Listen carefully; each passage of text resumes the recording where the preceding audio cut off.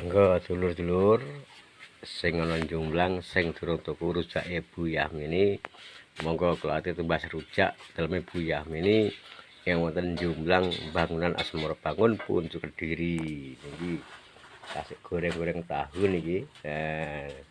Rujake tasik kathah monggo sing dereng tumbas kula aturi enggal-enggal mriki kemawon.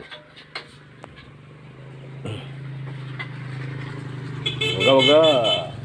Rujak nggih tombo asam urat. Rok rujak nggih tombo kolesterol. Soke sapa wae sing durung tuku rujak Ibu Yahmini ndang tindak wae wonten ing Jomblang Asmara Bangun Puncuk Kediri. Rujak paling murah sak bungkus panggah 7.000. Wis ora diundakne ora diunggahne panggah regane. 7.000 mangan sak warke, mangan sak senenge karo ngombe es nggih enten.